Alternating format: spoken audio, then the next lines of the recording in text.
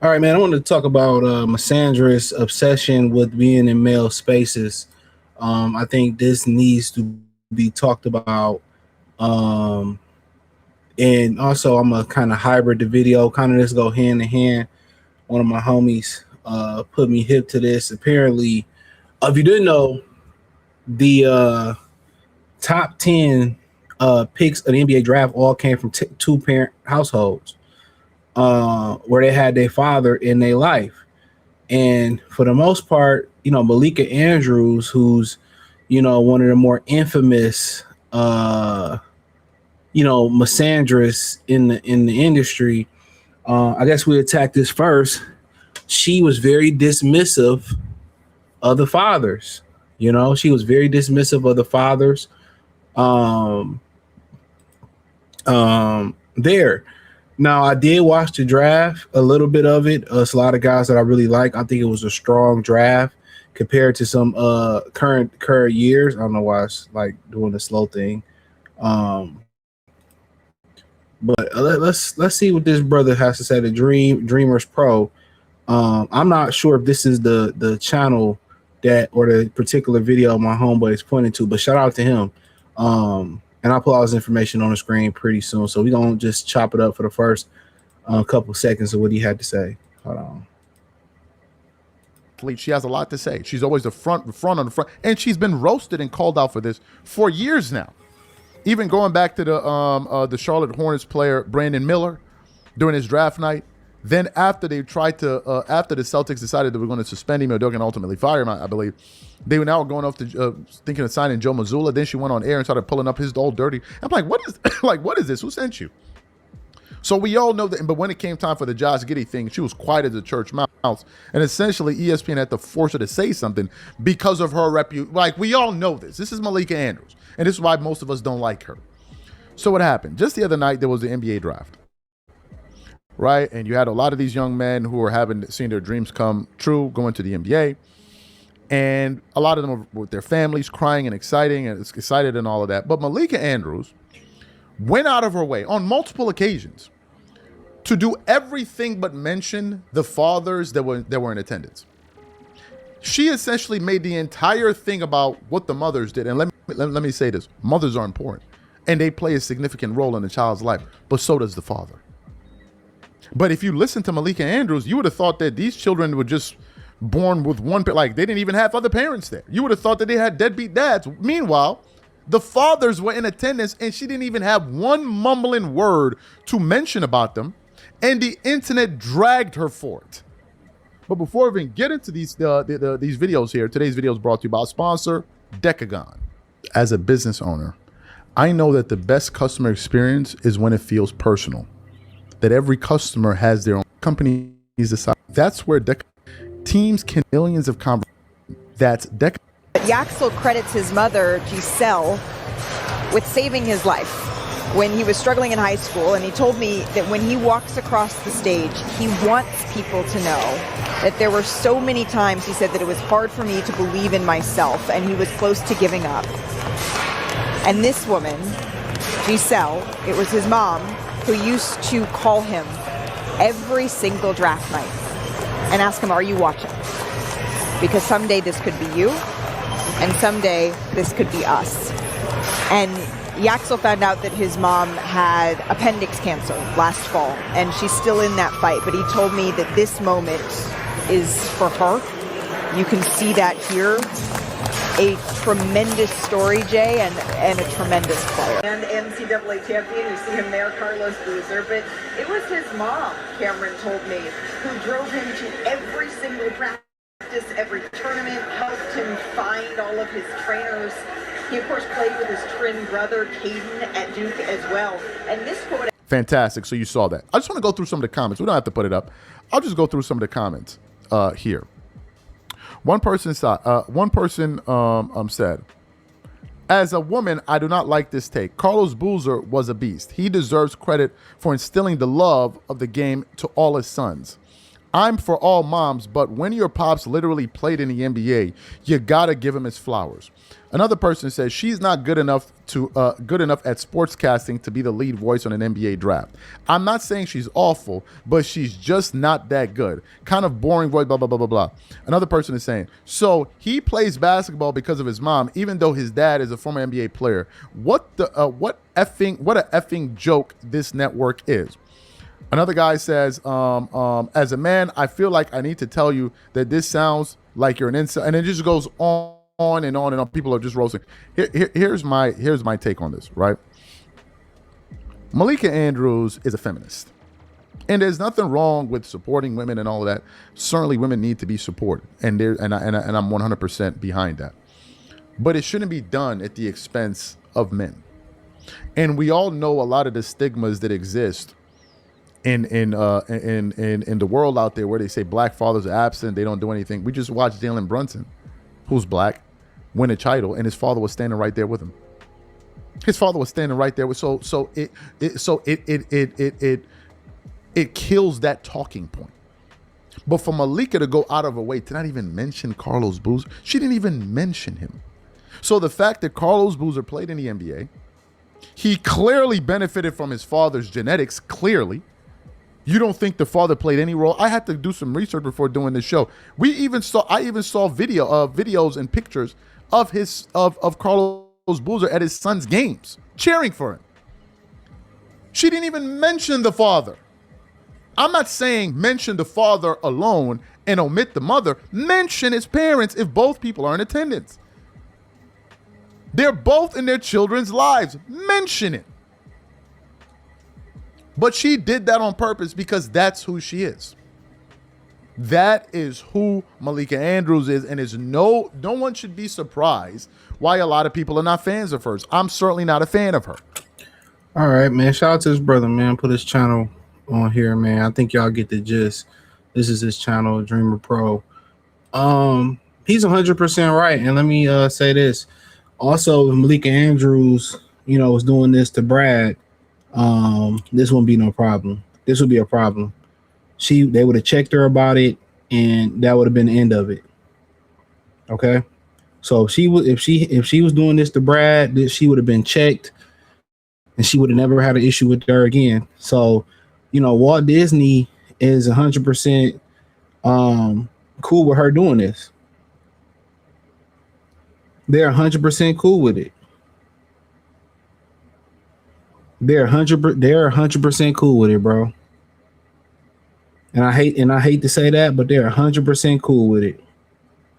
And I told y'all, if you can Joan and you can joke, you can talk ish about black men, and it's not a problem. You can delete them, it's not a problem. And with black women, they kind of stand up for themselves a lot more, for the simple fact, well, they'll just cancel you or they get on the internet and complain about it. But what we've learned about it is it doesn't matter if we complain or not. It doesn't matter. Oh, we're told to shut up. We're told, our experience is a lie.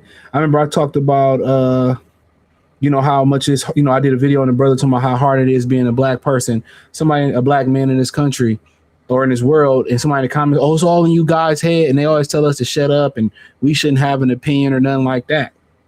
So when you attack us, you get brownie points, you get promoted. And something clearly happened to Malika Andrews. I don't know if there's issues, I know she's a mulatto. I don't know if issues with her father, or she don't like black men because a black man broke her heart, or whatever the situation may be. But she's not a feminist. See, a lot of people get that word mixed up.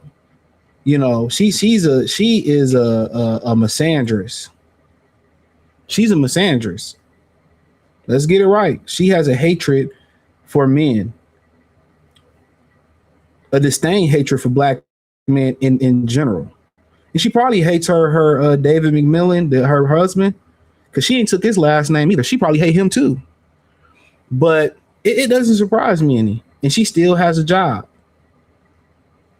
You know, and black men ain't calling for her to be canceled or her to be fired or whatever. We know what she is, and we know if we complain, we gonna be told to shut up. And she didn't acknowledge the fathers that was there, especially the black fathers. I say it because he wouldn't say it. She didn't acknowledge the black father, and that's fine. We understand when you sign up to be a father, it's a thankless job. You get all the blame and none of the credit. And you know, he had the preference because of how sensitive people are. Well, the mother job is important. We shouldn't have to preference that. We understand the mother's job is important, and we also should understand the father's job is important. But it's just, you know, they thrive in this industry. They thrive in killing masculinity. They thrive in suppressing a black man's opinion. You know, they thrive in it. When you speak up, you defend yourself, you are deemed unruly.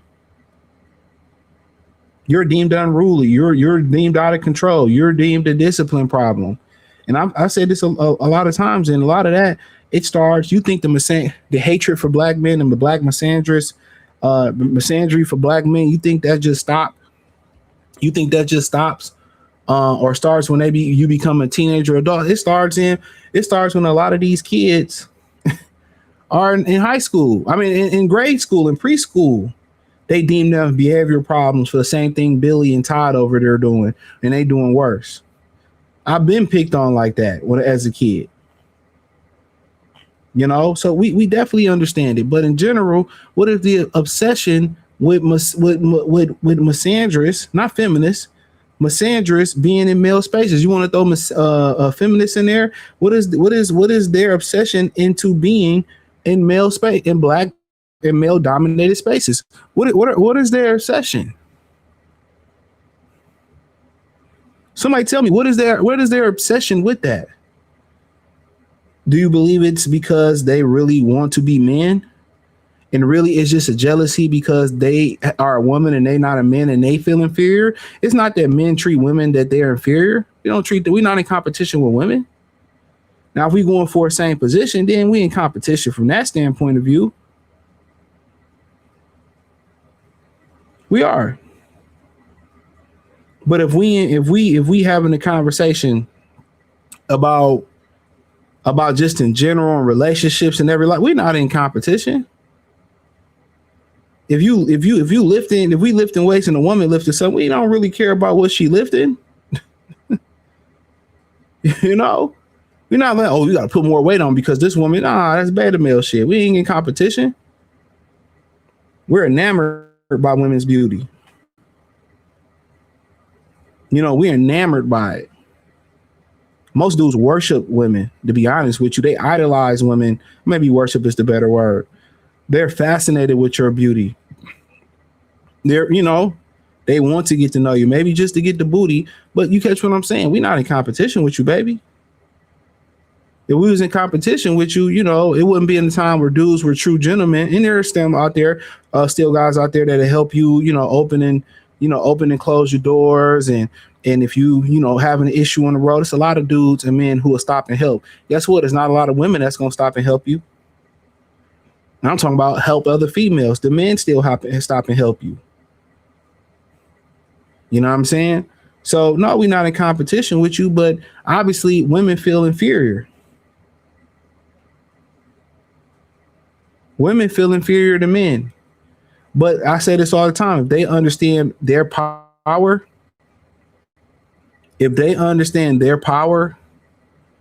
and how to use their power, they understand they're one of the most powerful things on this planet. But they're trying to fight brute strength with brute strength. And that's not how you do it.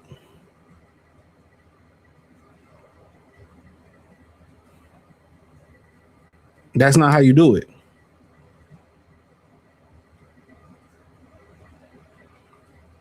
But they in these spaces because they want to be men.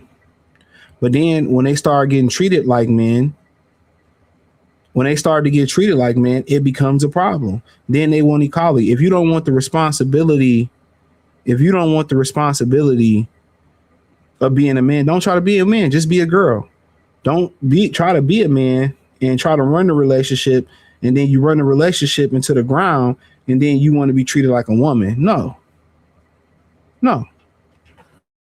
Well, I'm just a girl. No, take the accountability to be the young, handsome, beautiful woman that you are. That's the crazy thing about it. They in these spaces to compete directly with men. And guess what? They're not here to compete fairly. They using essay, they using misandry, they using their leverage against black men. They playing dirty. But guess what? God don't like ugly. And what goes around comes around like a hula hoop. 2 chains. And that's the God honest truth. You play a dirty game, you get dirty prizes at the end of the day. So and most women need to figure that out and understand that. They don't though. They don't understand it.